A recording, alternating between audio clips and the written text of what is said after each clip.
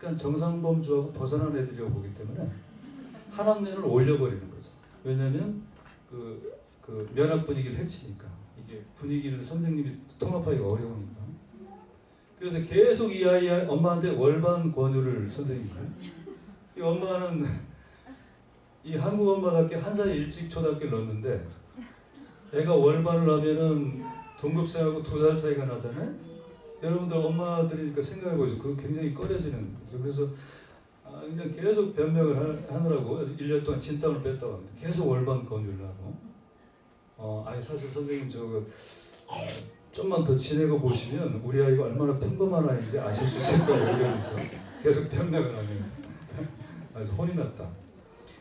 여러분들 그 한국의 교실에서 선생님이 뭐 이렇게 뭐 물어볼 때 따박따박 손 들고 이게 잘 대답하는 아이가 교사들한테는 어떤 아이인가요? 그런 우리 애가 그랬으면 좋겠죠. 네. 근데 독일에서는 그 뭐라고 그러나 뭐 진상이랍니다. 진상. 완전히 꼴 보기 싫은 아이. 잘난 척하고 그리고 다른 아이들한테 기회를 주지 않고 분위기를 완전히 망가뜨리는. 그래서 이 엄마 아들 반에 그런 아이가 하나 있었는데 어느 날 선생님이 아이한테 위협을 했대. 정색을 하고서 너 자꾸 한 번만 더 그러면 너 월반 시켜봐. 그리고 네가 지금은 잘난 척하지만 한 학년 높이 올라가면 굉장히 힘들어서 결국 1년 못 채우고 다시 내려올 거다. 그때 창피하겠지? 이런 식으로. 애가 그때 그 다음부터는 뭐 하나도 못하는. 또는 이런 얘기. 어떤 담임 선생님이 자꾸 시험을 언제 보는지를 미리 얘기를 안 하고 시험을 봐가지고 이 엄마가 스트레스를 받는 거죠. 생각을 해보세요. 얼마나 힘든 일입니까 이게. 애가 시험을 언제 보는지를 안 알려주고 갑자기 시험을 보니까 한국 엄마부터 이제 이게 좀 화가 나서 다른 독일 엄마한테 이게 좀 부추겨가지고 엄마들이 선생님한테 몰려갔습니다. 항의하려고. 선생님의 예상 답변까지 다 준비를 해서 이렇게 대답할 거라고 생각했던 거죠. 그렇게 해야만 정확한 학력 평가가 되지 않겠습니까? 라고. 그런데 갔더니 선생님이 뭐라고 그러냐면 그걸 미리 알면 애가 얼마나 스트레스를 받겠습니까? 시험 때문에. 그리고 초등학교 아이들이 그런 것 때문에 스트레스를 받으면 정신적으로 얼마나 손상이 가서 평생 남는지 여러분들 모르십니까? 엄마들이 찍소리도 못하는 거예요. 거기서 말을 했다가는 나는 우리 애가 정신적으로 손상이 평생 가도 성적만 좋으면 좋다는 엄마가 되어버리니까. 독일 교육의 목표는 뭐 이건희 같은 사람은 한 명의 인재가 10,000명을 먹여 살린다. 한국 교육의 목표는 최고의 뛰어난 인재를 이렇게 속아내가지고 뭐를 전체 파일을 눌러서 뭐 전체 자세하게 한다. 사실 물론 다 거짓말인데 격차만 벌어지는 것입니다. 그런데 독일 교육의 목표는 이겁니다. 뒤처지는 아이를 보통 수준으로 끌어올리는 데서. 그래서 어지간한 학력을 가진 지적 능력을 가진 사람들을 사회적으로 늘리는 것. 그것이 훨씬 경쟁력이 있다고 보는 것이고. 그 독일 기업에서는 독일은 점수가 1점부터 6점까지 있다고 합니다. 그런데 독일 기업에서 가장 선호하는 점수는 2점. 1점이 아니고 1점 맞는 아이들은 뭔가 인성에 문제가 있을 수도 있다고 보는 거예요. 그 2점 맞는 거로도 충분히 머리가 좋고 좀 공부 잘하는 아이들이니까 1점 맞으면 약간 뭔가 특이한 그래서 뭔가 이렇게 조직에서 그 조화롭지 못할 수도 있다. 자기만 한다든가 아니면 맨날 공부만. 여러분들 공부 벌레라는 말 아시죠? 요즘에 공부만 하는 아이들이 공부 벌레인가요? 맨날 공부만 해. 얘는 맨날 1등만 하고. 우리 때만 해도 그런 아이가 이렇게 무조건 훌륭한 아이가 아니었어요. 어른들이 조금 그렇게 무조건 좋게만 보지 않았어요. 부러워하면서도 딴 애들 놀 때 놀지도 않고 맨날 공부하고 맨날 1등만 하는. 다른 건 잘 알지 못하고. 요즘 한국에서는 공부 벌레라는 말은 어폐가 있죠. 공부의 신이라고 해야 되죠. 공부. 그렇지만 독일에는 여전히 그 공부 벌레라는 말이 통하고 너무 그냥 다른 건 못하고 공부만 한다든가 하는 아이는 그런 인재는 사회에서도 그렇게 환영받지 못하는. 그렇다고 해서 독일이 지금 경쟁력이 없습니까? 피사라는 시험 아십니까? 국제 그 학력 평가. 네. 이렇게 큰 소리로. 그 시험에서 한국도 뭐 이렇게 아주 나쁜 편은 아닌데 독일은 거의 최하위입니다. 그런데 독일 사람들은 거기에 대해서 그렇게 기분 나쁘게 생각하지 않는데요. 왜냐하면 평가 기준이 다르니까. 우리 교육은 인성 교육을 기반으로 하는 거고 그런 걸 어떻게 그런 걸 평가를 해. 당연히 우리는 그런 식으로 평가하면 뒤지는데 사실은 그게 뒤진다고 할 수는 없지. 독일이 지금 자동차만 보더라도 경쟁력에 있어서 미국 차, 일본 차가 뭐 독일 차를 위협하고 대등하게 뭐 간다고 했지만 특히 일본 차가 지금은 이제 격차가 오히려 벌어지고 있잖아요. 여러분들 외제차 관심 없으십니까? 그러면 아주 뭐 슈퍼카를 뺀다면 양산되는 차 중에 가장 좋다고 하는 차가 전부 독일 차들이잖아요. 벤츠, BMW, 아우디, 그 다음에 뭐 폭스바겐 이런 식으로. 그게 전부 독일 차입니다. 지금 뭐 도요타, 뭐 렉서스, 무슨 뭐 혼다, 뭐 크라이슬러, GM, 포드 전부 거기서 뒤처지고 있는데 왜 이건희 씨 같은 사람 말대로라면 아주 특별한 엘리트를 길러내야만 국제 경쟁을 갈 수 있는데 뒤처지는 아이들을 보통 수준으로 끌어올리는 데 교육의 주안점을 주는 나라가 왜 세계에서 가장 강한 산업 경쟁력을 갖고 있는가? 이것은 사실은 이 교육의 어떤 원리에 대해서 우리 한번 다시 생각해 볼 필요가 있고 조금 아까 말씀드린 그 독일 교육에서 뭐 예습이 어떻고 무슨 학교 들어가기 전 선행 학습이 어떻고 뭐 공급 벌레가 어떻고 이런 말들은 사실은 특별한 게 아니고 가만히 다시 생각해 보면 너무 당연한 얘기들입니다. 원래 그렇게 해야 되는 것이죠. 초등학교 들어갈 때 왜 저 읽기를 다 띄고 들어가지 않으면 완전히 무슨 지지나 취급을 받고 이것 자체가 비정상적인 거 아닙니까? 사실은 우리가 전부 다 지금 비정상적인 상황에 너무 처해 있다 보니까 그것을 너무 자연스럽게 받아들이고 또 거기서 아이가 뒤처지지 않게 하기 위해서 굉장히 사력을 다하고 있지만 중요한 것은 그 과정을 통해서 아이들이 대단히 손상을 받고 있고 건강하고 제대로 된 인간으로 자라고 있지는 못하다. 그 상태에서 스펙만 잔뜩 올려놓으면 뭐 하겠느냐. 애가 무슨 로봇도 아니고 좀비도 아니고. 이게 이야기가 진행될수록 여러분들이 좀 힘이 나고 즐거운 표정이 돼야 되는데 왜 이렇게 막 절망적인 표정이 지으십니까? 얘기가 좀 길어지고 있는데 좀 생략해서 좀 얘기를 좀 마무리하겠습니다. 그리고서 뭐 질의응답 방식으로 좀 말씀을 더 나누죠. 지금 얘기가 잘 들리십니까? 마이크가? 네. 저는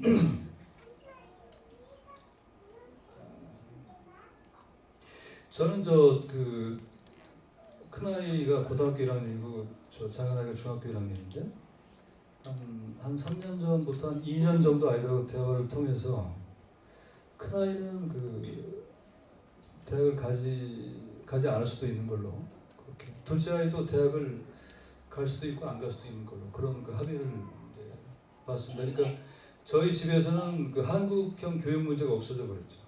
대학 입시 문제가 없어지니까 그러니까 아주 편안한데 근데 이제 그런 선택이나 결정에 대해서 오해를 하는 분들도 있더라고요. 그러니까 저 사람은 뭐 좌파고 또 특별한 사회의식을 가지고 그걸 가지고 아이를 그렇게 뭐 아까 말한 희생시킨다든지 이렇게 그렇게 보는 분들도 있고 하는데 사실은 전혀 그렇지가 않고 저는 저 나름대로 아까 말씀드린 대로 저도 한 사람의 아빠니까 아이가 최대한 잘 살게 해주고 싶은데 계산을 해보는 거죠.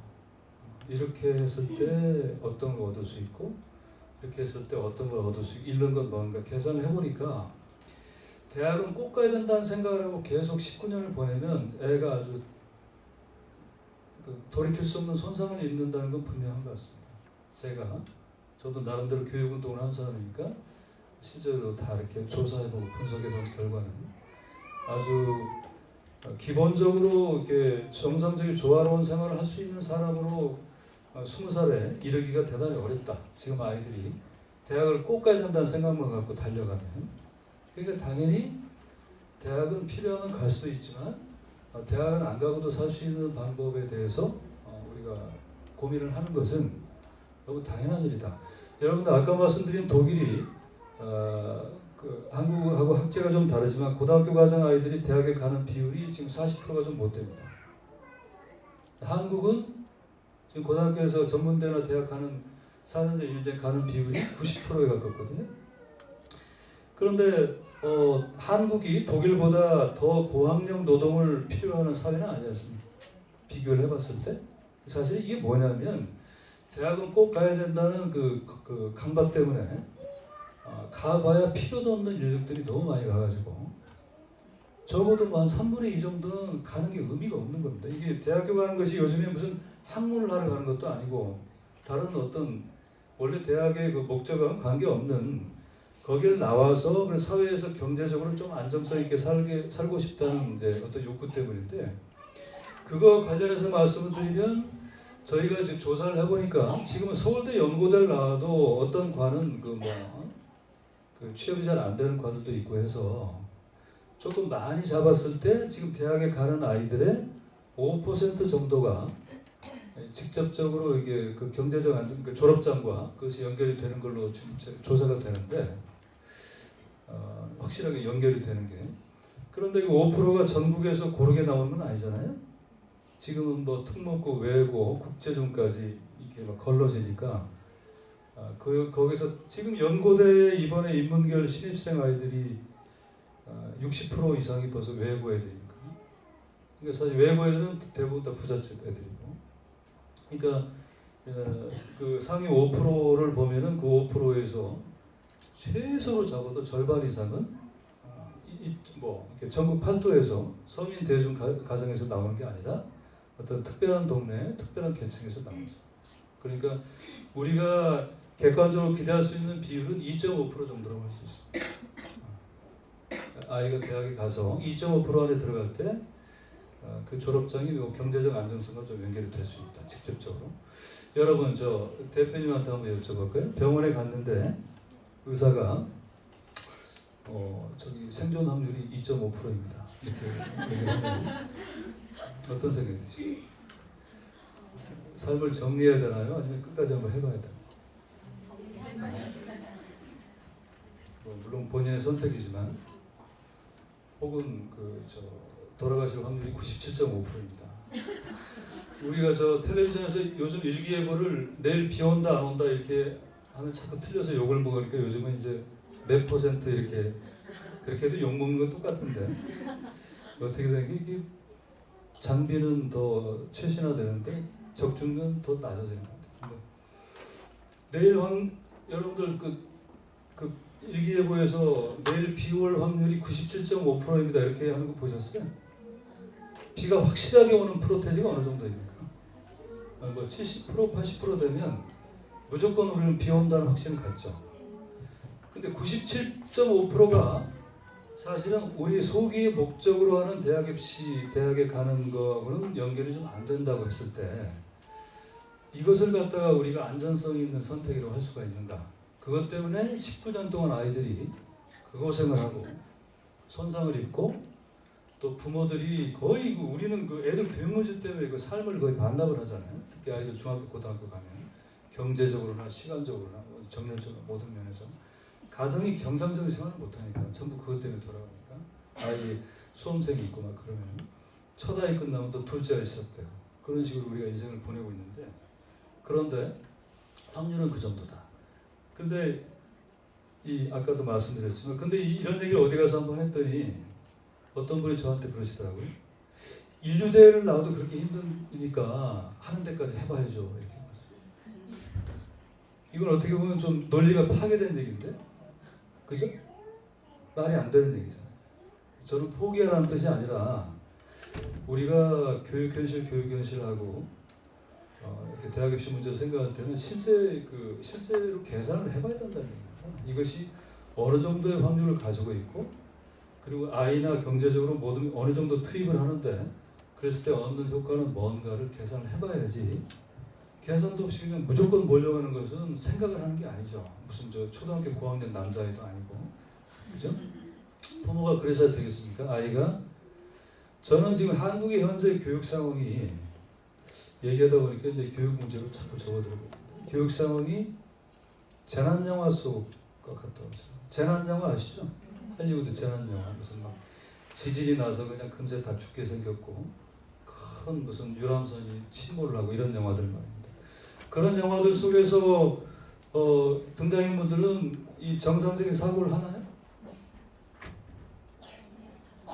그냥 그 공포에 짓눌려 가지고 자기 새끼 끌어안고서 내 새끼 살려야 된다는 일념 때문에 막 이리 뛰고 저리 뛰고 할 뿐이죠. 그리고 선택은 한 가지죠. 사람이 심리적으로 위축돼서 사고를 못할 때 심리학에서 말하는 그 현상이 추종 행동인데 많이 가는 방향으로 따라가는 겁니다. 그게 안전해 보이니까 안심이 되기 때문에.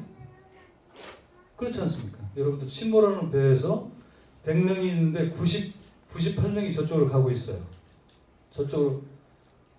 그런데 이쪽이라는 생각이 들어도 그걸 갈 수 있겠습니까? 당연히 일로 가야 안심이 되는 건데 그래서 이제 다 빠져 죽죠. 정상적인 사고를 못하기 때문에. 저는 지금 현재 한국의 교육 상황이 극단적으로 비교하면 그것과 상당히 비슷하다. 어떤 계산이나 사고도 없이 무조건 다 추종행동으로 몰려가고 있다. 사실은 제가 이제 아이가 대학에 안 갈 수도 있다고 결론을 내렸습니다 했더니 어떤 분들은 대안이 있습니까? 대학 안 가면 말하는데 대학을 무조건 간다는 생각도 사실은 제가 볼 때는 아까 지금 드린 말씀대로 대단히 안전성이 떨어지는 투자 가치가 떨어지는 일이기 때문에. 그런데 뭔가 좀 안전해 보이잖아요. 남들이 다 하니까. 사실은 계산을 해보면 그렇게 안전한 방법이 아니라 오히려 생존 확률 2.5%다 이런 식의 말을 했듯이. 그리고 부모님들이 사고 능력을 잃고 있다는 것 또 하나 또 말씀드리면 여러분들 한국의 직업이 몇 개인지 아십니까? 우리가 아이들 교육 때문에 막 10년, 20년 이상을 다 바치는데 직업이 몇 개인 줄 아십니까? 통계청 통계. 지금 2만 몇 개 말씀하신 그런 통계도 있고 또 우리가 세금 내고 하는 그 통계청 통계는 한 40,000개 정도입니다. 2007년 자료에 9,900 뭐 몇 개가 나왔으니까 10,000개 정도, 10,000개 넘겠죠. 그런데 그렇게 아이들의 교육 문제 현실적으로 고민하고 연구한다는 우리가 아이 키우면서 생각하는 직업은 몇 개? 5개? 우리 어릴 때는 5개였던 것 같아요. 남자 5개, 여자 5개. 현모양처 포함해가지고. 지금은 좀 늘어나서 저희 고래가 그랬어서 조사 설문을 해보니까 많이 잡아서 20개 정도. 네, 20개 정도. 교사 같은 직업은 부모들이 굉장히 선호하는 직업이 되었거든요. 교대지만 옛날에 저희가 고등학교 다닐 때는 학교 수업에 들어오면 맨날 내가 선생질 할 사람이 아닌데 이런 선생들이 있었거든요. 그죠? 내 친구는 뭐 하고 있는데 내가 사실 뭐 선생질하고 썩을 사람이 아닌데. 지금은 그런 교사가 없죠. 교사라는 직업이 굉장히 안정적인 직업이고 부모들도 특히 여자아이들 경우에는 아주 뭐 수위에 꼽히더라고요. 교사가. 그래서 뭐 새롭게 무슨 방송국 PD 뭐 이런 것도 있고 해서 한 20개 정도 되더라고요. 그러면 직업이 10,000개라는 것은 우리 아이들이 나중에 백수로 사는 게 아니면 40,000개의 직업 중에 하나를 갖고 살아간다는 얘기죠. 이게 좌파적 편견인가요? 너무 자연스러운 얘기죠? 그런데 부모들이 생각하는 직업이 계속 20개라면 무슨 얘기냐면 9,980개의 직업을 갖고 살아갈 사람들, 말하자면 거의 대부분의 사람들이 죄 없이 컴플렉스를 갖고 살아간다는 얘기입니다. 실패자, 낙오자처럼 어떤 20개의 직업을 계속 기억하면서 나는 그것이 못돼서 이렇게 살고 있다. 왜? 뭐 하려고? 무슨 죄가 있어서? 도둑질하는 것도 아닌데. 이렇게 아이들을 몰아가는 것이 과연 우리가 지금 교육에 이렇게 정열을 바치고 올인하고 있다고 할 수가 있는가? 이것은 사실은 제 상태가 아니고 정상적인 계산도 사고도 하지 않는 어떤 공황 상태에 있는 것이지 우리가 진짜로 생각을 하면서 분석을 하고 계산을 하면서 진정한 교육이 뭐다 이런 거 떠나서 실용적인 면에서 따지더라도 지금 상당히 좀 문제가 있다.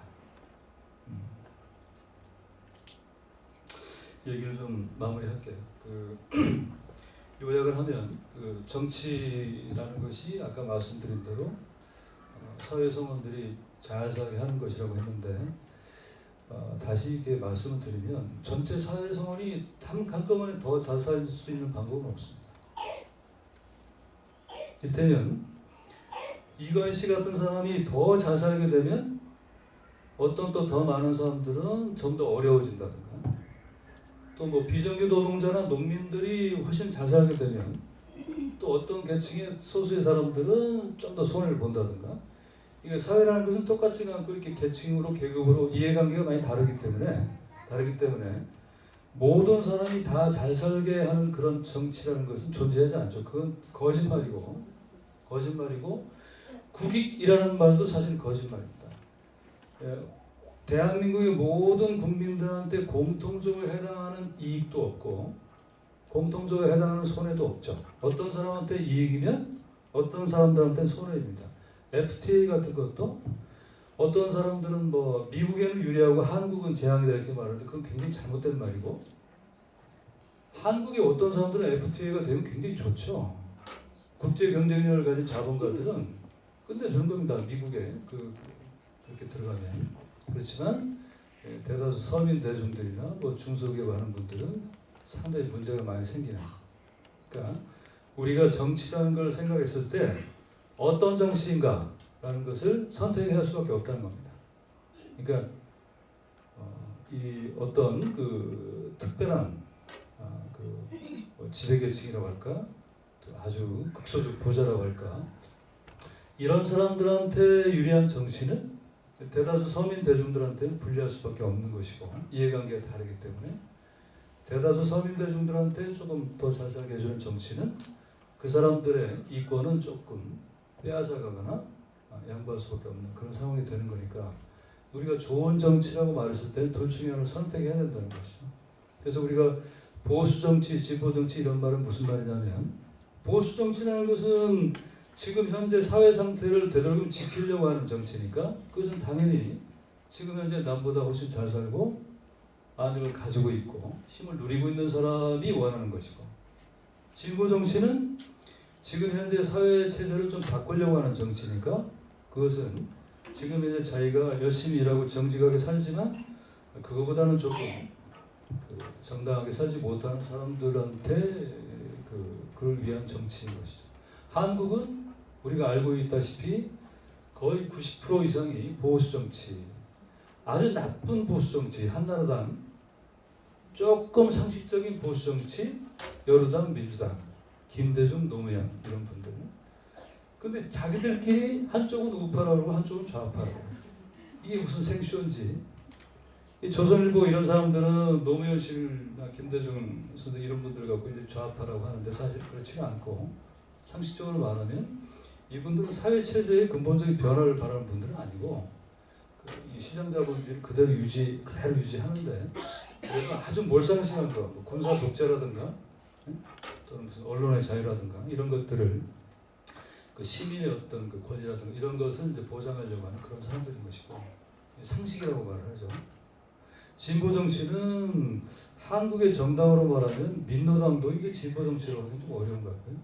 진보 신당 정도부터 시작되는데 사실 옛날에는 그런 정당을 지지하는 것은 완전히 빨갱이로 몰리니까 못했고 민주화가 되고 그런 당이 생긴 다음에는 우리도 스스로 관심이 없습니다. 여전히 그래도 한나라냐 민주냐 뭐 이런 식의 선택을 하지 진보 정치. 그렇지만 사회 성원으로 볼 때는 절대 다수의 이익을 서민 대중이라고 말하는 사람들은 실제 숫자로 말하면 거의 뭐 80%, 90% 이렇게 되는 사람들이죠. 그리고 뭐 극소수 특권 계급 그러면 실제로 숫자가 적죠. 적은데 아주 많은 걸 갖고 있기 때문에 특권 계층이 되는 거니까. 그러니까 거의 대부분의 90%에 해당하는 사람들은 오히려 지금 현재 진보 신당을 가지고도 저게 무슨 진보 정당이냐, 너무 약하다 이렇게 말해도 모자랄 판인데 한국의 대부분의 이제 우리 서민들 우리들은 여전히 이제 그런 정당을 지지하고 하는 것조차도 좀 비현실적이고 그래도 뭐 이명박을 막아야 되니까 뭐 이런 식의 이제 생각이 자꾸 빠져나가지 못하는.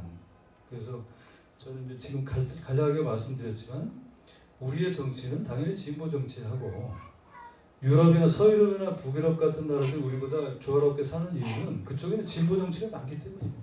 그러니까 아주 급진적인 진보 정치도 있고 부드러운 진보 정치도 있고 좌파들이 많기 때문에 그러니까 뭐 아주 극소수 특권 계급을 대변하는 정치와 대다수 서민 대중을 대변하는 정치가 아주 대등하게는 아니더라도 그런 어느 정도는 견제하고 조화를 이루기 때문에 사회가 훨씬 상식적이고 잘 살죠. 보통의 사람들이. 보통의 사람. 한국의 부자들이, 한국의 최고 부자들이 서유럽인 제가 이게 과도한 음주로 해서 혀가 죄송합니다. 이게 무슨 만발이죠. 서유럽이나 북유럽의 그 재벌, 극소수 재벌하고 비교해서 전혀 손색이 없는 부자들이거든요. 엄청난 그 재산을 가지고 있고 특권을 가지고 있죠. 다른 것은 그들이 아닌 대다수의 그 서민 대중들을 그 대변하는 정치가 거의 존재하지 않는다. 이것은 옛날에는 그것이 그 군사 독재가 존재하지 못, 빨갱이로 몰아서 존재하지 못하겠죠. 지금은 존재할 수 있는데 우리들 스스로 그것을 우리 정치라고 생각을 못하고 있기 때문에 이렇게 자꾸 사회가 꼼짝도 못하고 앞으로 진전하지 못하는 그런 상태에 있다. 그래서 이 정치 부분에 대해서는 그런 프레임 구조를 여러분들이 한번 곰곰이 되새겨 보시면 좋겠다.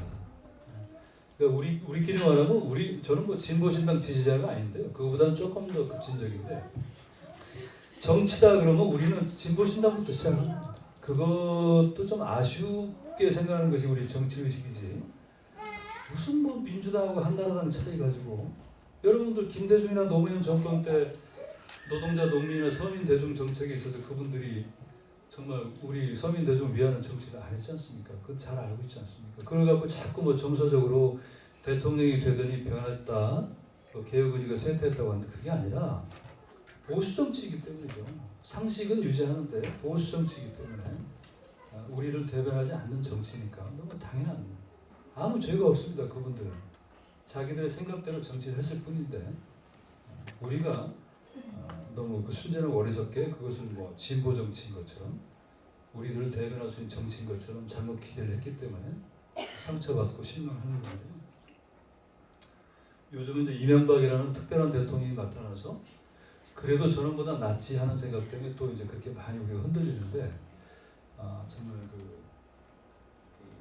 그건 합리적이지 않다, 이치에 맞지 않다. 하여튼 그래서 정치라는 것은 잘 살게 하는 것인데 우리 보통의 정직하게 일해서 사는 사람들, 뭐 중간 정도든 조금 밑에든 우리 같은 사람이 잘 살게 하는 정치가 우리한테 좋은 정치고, 또 하나 중요한 것은 아까 누누이 제가 시간을 오래 들여서 말씀드린 대로 그럼 잘 산다는 게 뭐냐? 이것이 우리도 모르게 너무 많이 변해버렸다는 것. 여기에 대해서 우리가 한번 되새겨보자. 여러분들 학교 다닐 때 친구인데 너무 멋지고 같은 친구지만 너무 근사한, 그래서 졸업한 다음에도 꼭 이따금 생각나는, 근데 15년 후에 그 친구를 우연히 만났는데 이상해졌어요. 그 입만 벌리면 무슨 주식 얘기하고 부동산 얘기하고 막 이러는 거야. 과도하게. 그럼 우리가 실망하잖아요. 왜 애가 이렇게 변했을까? 그런데 거꾸로 그 변한 사람이 15년 동안 하루하루 하루치씩 내가 변하고 있다는 걸 느꼈을까요? 못 느낀다는 거예요. 그러니까 우리 사회가 거의 대다수의 성원들이 10년, 20년 사이 너무나도 변화했기 때문에, 특히 최근 10년 사이에 너무 돈이나 물질적인 가치들이 인생에서 굉장히 중요하지만 그것이 지나치게 절대적이 돼가지고 다른 모든 가치들을 무시하는 사람들로 되어버리고, 지금은 지난번에 어디 강연을 갔더니 고등학교 아이가 와서, 여자아이가 고래가을에서를 보고 자랐습니다 이렇게 얘기해서 제가 웃으면서 역시 똑똑하군요. 이 친구가 질문하는데 뭐라 그러냐면 자기 친구들이 남자친구 사귈 때 기준이 스펙이라는 거예요. 아직 대학도 안 간 애들이 무슨 스펙인지 모르겠는데 아마 이제 아버지 경제력이나 뭐 이런 여러 가지 그런 물질 조건을 그러면서 고민이 돼서 충고를 하면은 그래 잘못된 생각이지 하지만 어쩔 수 없잖아 이렇게 말합니다. 아이들이 지금 그렇게 성장하고 있고 가난하면서도 조금 올바르게 살려고 하는 아빠를 더 이상 애들이 존경하지 않고 창피해하고 나는 너처럼 안 산다 이렇게 생각하고 이렇게 우리가 제가 뭐 대단한 무슨 저 광야를 달리는 지사처럼 특별하고 금욕적으로 살자는 말씀이 아니라 당연히 돈도 중요하고 물질적인 것도 중요하고 다 중요한데 그것이 우리한테 행복을 가져다주는 절대적인 그 전체는 아니다. 다른 것도 있다는 겁니다. 그리고 그것들을 우리가 다들 같이 잊어버렸기 때문에 잊어버린지도 모르고 있다. 그리고 그 상태를 기준으로 해서 우리 애를 최대한 잘 살게 해주기 위해서 교육을 시키니까 아주 이상한 교육을 하고 있고 그 애들이 아주 이상하게 자라고 있다. 얘들이 20살 됐을 때 어떤 사람이 되어 있을까에 대해서 우리가 상상력과 근심을 한번 해볼 필요가 있다. 또 하나 마지막으로 드리는 말씀은 한국은 박정희 정권 때부터 계속 그 박정희 정권이 강조한 게 그건데 우리한테 이상한 습관을 들여놨는데요. 계속 미래를 기준으로 사는 사람들을 만들어요. 보다 밝은 미래, 보다 나은 미래, 보다 나은 1년 후, 5년 후. 그러니까 말하자면 미래의 오늘을 행복하게 살기 위해서 계속 오늘 내가 좀 고생을 해도 되고 할 걸 못 해도 되고 아이도 못 놀아도 되고 이런 식으로 가는데 문제는 그놈의 보다 나은 미래가 죽을 때까지 계속 간다는 거죠. 그래서 단 한 번도 자유롭고 편안하고 충만한 오늘을 보내지 못하고 그렇게 하면 마치 뒤처지는 것 같고 막 그 1년 후에 뭐 어떻게 망할 것 같고 어떻게 될 것 같은 공포 때문에 계속 보다 나은 미래 하다가 그 다음에 내 새끼에 보다 나은 미래 하다가 그러다가 늙고 이렇게 여러분들 그 박정희 정권 때 우리 국민들한테 우리한테 막 심어준 노래가 있어요. 아주 악덕이라고. 그 노래 때문에 우리 민족이 이렇게 됐다. 노세 젊어서 노세 늙어지면 못 노나 이런 그런 노래 아세요? 응. 어떻게 아십니까? 근데 저는 그 노래에 담긴 그 태도에는 미덕도 있고 악덕도 있죠. 그죠? 그러니까 내일을 생각하지 않고 그냥 흥청망청 살다는 것은 사실 잘못된 거지만 오늘을 즐기는 것, 오늘. 인생은 오늘이니까. 인생이 내일입니까? 지금이지. 오늘이죠. 오늘 합한 것이 인생인데 오늘을 즐기는 것을 죄스러워하게 만든 것 그리고 그 습관이 계속 길러져 있고 그 다음에 이제 경쟁 하다 보니까 사실 한국 사람들은 외국 사람들 들어와서 왜 이렇게 쫓기듯 사냐고 자꾸 말하는 거잖아요. 한국이 절대 빈곤 국가입니까? 굶어 죽는 아이들이 많아요. 근데 왜 저 쿠바나 이런 데 가면 우리보다 훨씬 경제가 뒤처지고 그런데 이 사람들 맨날 느릿하고 놀고 춤추고 노래하고 축제하고 그렇게 사는데 옷 입은 꼴도 보면 우리하고 비교가 안 되죠. 근데 우리는 왜 굶는 아이도 많지 않은 상태에서 이렇게 다 먹고 사는 그 최저의 생계를 위해서 사투를 벌이는 사람들처럼 이렇게 바쁘게 인생을 보내는가.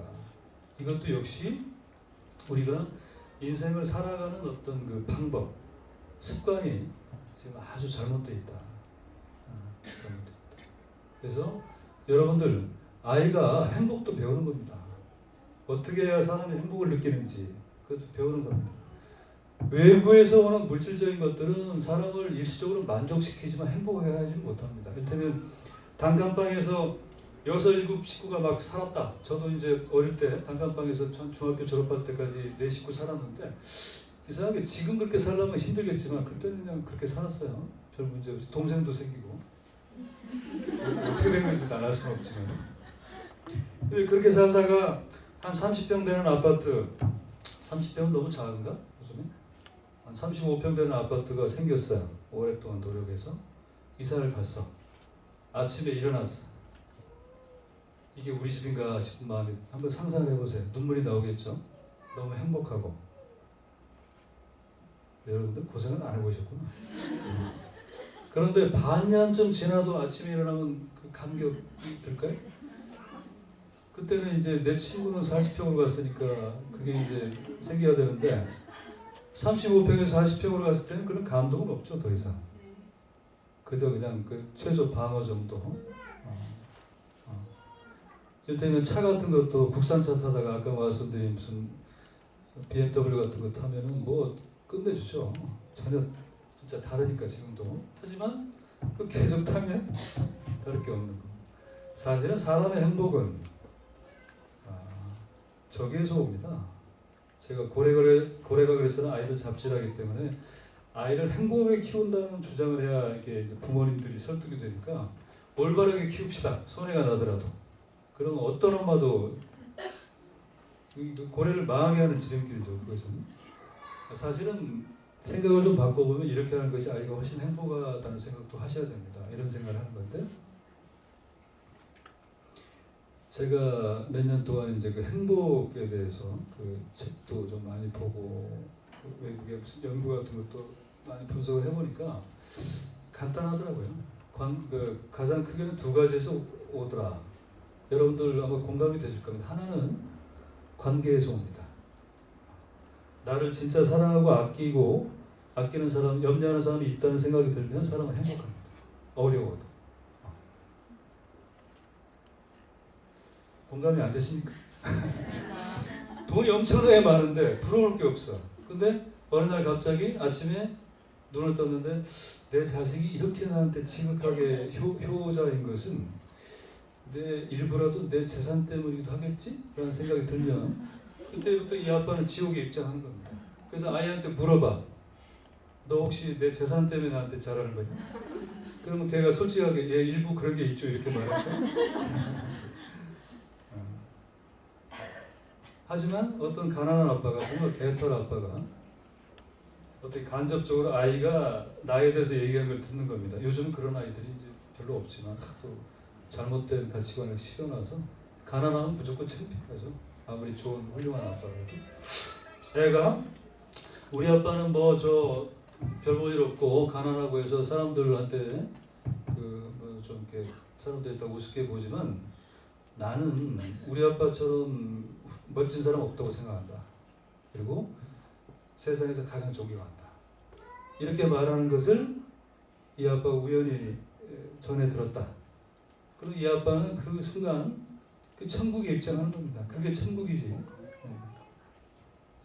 근데 지금은 결혼도 스펙으로 하고, 그죠? 지난번에 무슨 루저라는 발언 때문에 난리가 났었죠. 공공연하게. 사실 그게 나쁘다가 아니라 지금 다 그러니까 무슨 사랑, 진정한 사랑은 한 중학교 정도면 끝나는 것 같아요. 20살 이후에는 그런 건 없는 것 같고 이제 조건을 보고 하는 거고 상층 영역으로 올라갈수록 인간관계라는 것이 사실 비즈니스 관계로 변해가지고 일에 꼭 도움이 안 되면 한번 봐야지 그러면서 1년 내내 안 봐지고 꼴 보기 싫은 놈도 뭔가 그 특별한 어떤 이유를 갖다 줄 수 있는 뭐가 있다고 하면 사람을 대해서라도 오늘 만나고 이런 것이 참 우리의 지금 삶인데 이런 그런 관계를 맺고 그런 관계를 행복하게 느낄 줄 아는 그런 능력을 지금 현재 우리 교육은 완전히 파괴를 하고 있습니다. 사람, 친구들을 경쟁자로 만들고 그리고 경쟁에서 이기는 것이 미덕이고 무조건 아름다운 거라고. 그때 학기 초에 저 아이가 친구 사귀어가지고 집에 데려오면 여러분들 여기 있는 분들은 좀 양식 있는 분들이니까 뭐 물어보십니까? 그 아이에 대해서 너 취미가 뭐니? 이런 거 물어보시면 두 가지 물어보죠. 두 가지면 끝납니다. 아버지 뭐 하시냐? 또 하나는 너 몇 동에 사니? 진주는 모르겠는데 저기 서울이나 일산 이런 데 가면 그 중산층 아파트 단지 이게 한쪽에 혹은 가운데 이렇게 영구 임대 아파트 있는 경우가 많이 있어요.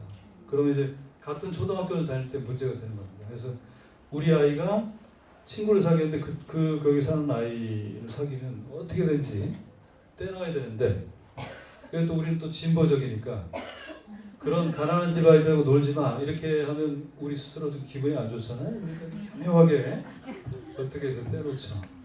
사실은 이 가치관이라는 부분 이런 것들이 우리가 어떻게 생각하고 어떤 걸 기준으로 아이들과 생활하느냐에 따라서 아이들이 이 관계를 맺으면서 행복할 수 있는 사람으로 자라느냐 아니면 사람을 그런 어떤 그 돈이나 물질적인 가치로 무슨 우리가 그 장사하듯이 그렇게 판단하는 사람으로 자라느냐는 우리가 굳이 가르치지 않아도 그 청각을 통해서 계속 20년 동안 아이가 그 숨쉬듯이 배우는 겁니다. 어떤 사람이 되는가.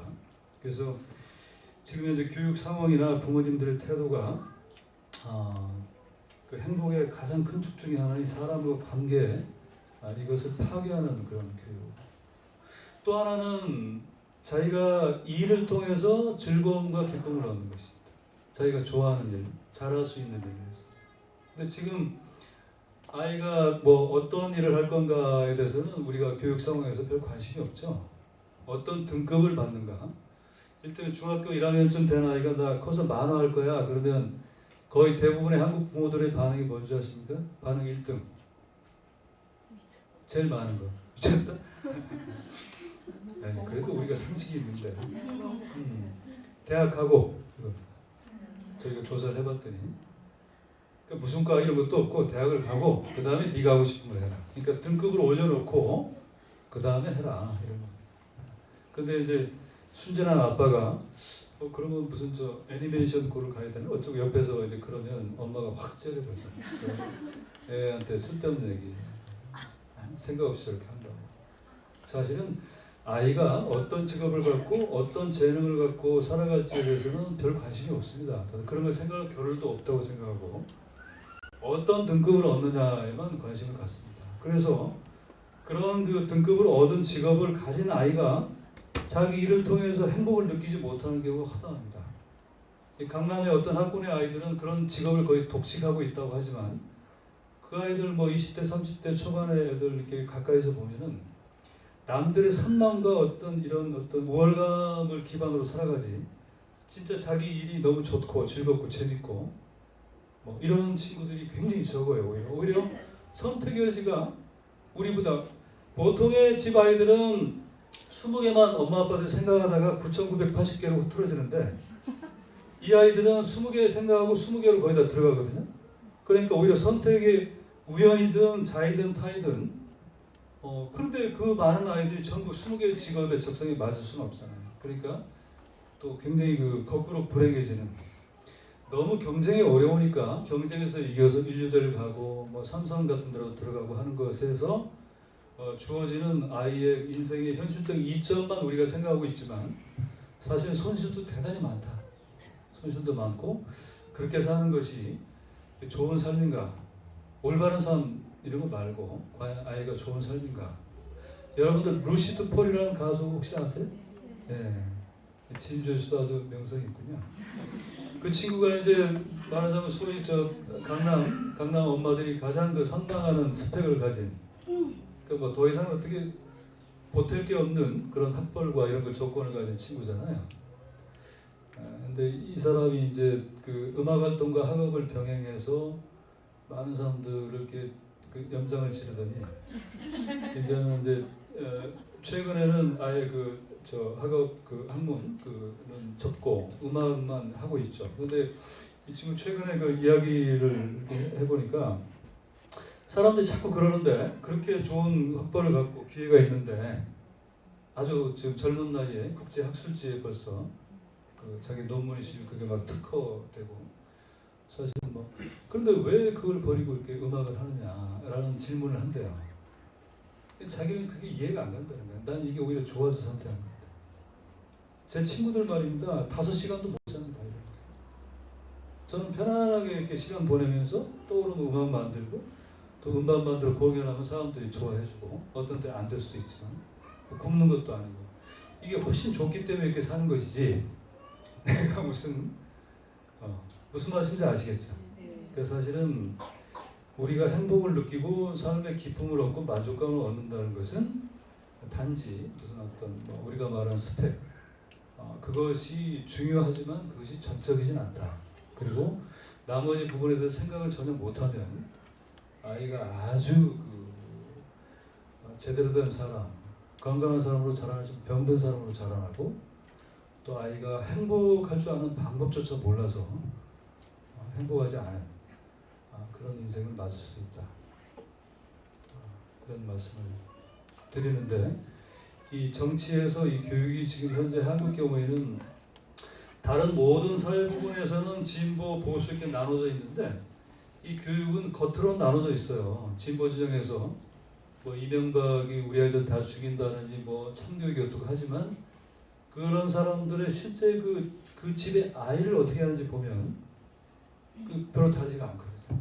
그 위선을 말씀드린 것이 아니고 사실은 한국의 정치를 얘기할 때 이 교육 문제의 실상 이 부분이 거의 제가 볼 때는 교육 문제라는 것은 어떻게 보면 부분 중에 하나여야 되는데 정상적인 사회에는 아주 중요하지만 한국에서는 이 정치의 거의 골간이 아닌가 실제 정치에 여기서 우리가 좀 더 용기를 갖고 실제 우리가 부모라면 아이가 더 잘 살게 하기 위해서 진짜로 용기를 갖고 행동하지 않으면 어떤 정치, 어떤 사회 변화로도 우리는 불행할 수밖에 없다. 우리 아이들도 이런 말씀입니다. 예, 이야기를 마치겠습니다. 고맙습니다.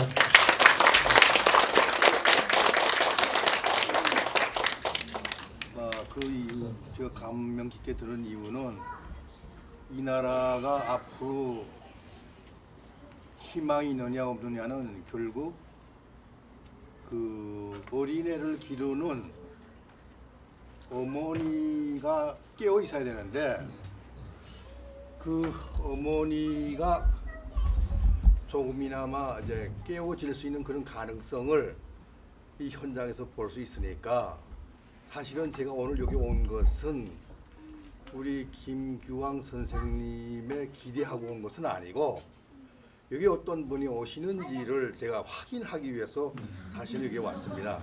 근데 아까 말씀하신 것처럼 남자들은 다 어린애고 철 있는 사람은 여자분이라고 했는데 그게 사실 맞는 말씀이죠. 그 역사가 중요하고 있으니까 과거에 그 시대를 주도했던 그 국가나 민족은 여성이 살아 있었을 때 그것이 가능했거든요. 예. 그런데 이제 오늘날 많은 아주머니, 어머니들이 고립되고 있는 것이 결국은 돈인데 결국은 우리 앞날이 그렇게 밝지 않다 하는 말씀을 우리 선생님이 이제 아주 극명하게 말씀해 주시는 것, 막 그거 감명 깊게 들었고 또 여기 현장에 이와 같이 귀한 분들이 계신 이러한 문제를 이제 해결하기 위해서 우리가 하여야 할 것이 무엇이 있겠나. 근데 이제 선생님 말씀하신 것이 저는 사실은 보수다, 진보다 하는 데는 전 관심이 없어요.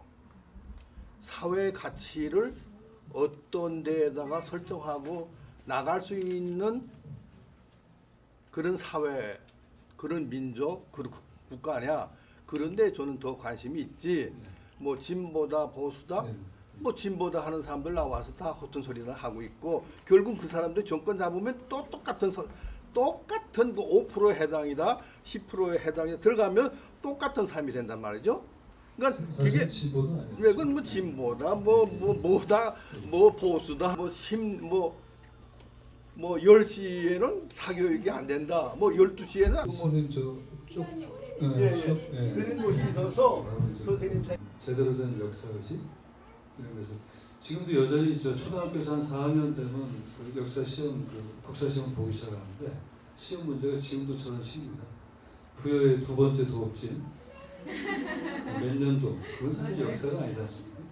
그때는 어떤 사람들이 어떤 생각을 했고 어떤 이런 그 안에 내용이 역사인데 그런 것을 지금 사실 공교육에서도 왜냐하면 이게 그렇게 가르치면 시험으로 변별성을 이렇게 측정하기가 너무 어려워지는 거죠. 몇 년도냐, 두 번째 도읍지는 어디냐 이런 문제로는 굉장히 그 점수를 내기가 좋은데 그러니까 주관적이 되고 하면은 점수 내기가 어려우니까 그 한계가 있어서 저는 이제 고래가 그랬어라는 잡지에서 어떻게 보면 역사 꼭지라고 하기가 어려운데 보통의 의미에서는 그런 역사의식을 갖게 하려고 많이 노력을 하고 있죠. 선생님과 똑같은 생각에서 예.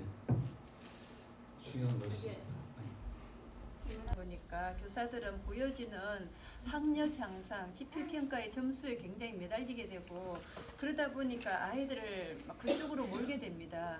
다중지능 이론이 아주 팽배한 이런 세상에 이런 쪽을 한쪽으로 몰고 가는데 이때 우리 학부모들은 어떤 식으로 대처를 해서 내 아이의 적성과 특성을 살려나가야 되는지 정말 갈피를 못 잡겠습니다. 좀 도와주십시오. 아까 말씀하셨는데 갈피를 확실히 잡고 계신 거예요. 그리고 저 어머님의 질문에 이제 뭐 이미 드러나 있는 그런 문제의식에 대해서 여기 계신 분들 정도는 대부분 공감하시지 않나요? 네. 결국 그 문제도 돌이켜보면은 애가 어떻게 하면 잘 살 수 있을까라는 가치 기준이 기반이 되어 있습니다. 그래서 그렇게 교사의 능력을 갖다가 수업 능력을 아이가 대학 입시라는 그 어떤 최종 결과를 위한 그 어떤 점수를 올려놓는데 가장 많은 관심들을 어머니들이 갖고 있다면 그것이 옳다 그르다를 떠나서 그것은 지지받을 수밖에 없겠죠. 어떻게 그러니까 나쁘든 좋든 아이 점수를 올리는데 좋다. 그러니까 사실은 엄마들이 나빠서가 아니라 엄마들이 이제 그런 역할을 떠맡고 있으니까 엄마들이 우리 아이들이 어떻게 하면 진짜 잘 사는 건가, 잘 사는 게 도대체 뭔가 하는 그런 고민들을 새삼스럽게 진지하게 한번 해봐야 되지 않을까. 그 다음에 그것이 좀 달라진 다음에야 비로소 그 싸움이 유효할 수 있겠죠. 지금 상태에서는 뭐 그냥 좌든 우든 전부 대학 입시의 실용적인 결과에만 전부 올인하고 있다면 아무리 분노를 하고 항의를 해도 맞는 말이지만 사실 현실적으로는 좀 문제가 있다 이런 생각을 다들 할 테니까. 그래서 어떻게 보면 굉장히 좀 모호한 추상적인 얘기일 수 있지만 잘 사는 게 뭔가. 아니 이건희를 욕하는 사람하고 이건희 씨의 차이가 이건희 씨는 돈이 많고 욕하는 사람은 돈이 없고 이 차이밖에 없다면 이것은 차이가 아니죠. 그냥 질시하는 것이죠. 그죠? 그래서 이명박을 반대한다면 이명박이 아이들을 키우는 방식과는 다른 방식으로 키워야 됩니다. 다른 사람으로, 다른 가치 기준에 의해서. 근데 아이 키우는 건 실제로 비슷하다면 사실은 반대하는 게 아니라 비슷한데 서로 막 욕하는 사람들 있죠. 서로 막 싸우는 거죠. 그걸 우리가 뭐 한다고 합니까? 반대한다고 하면 서로 사이가 안 좋다고 그러죠. 어쩌면 우리는 이명박 씨하고 반대하는 게 아니라 사이가 안 좋은 사람일 수 있습니다.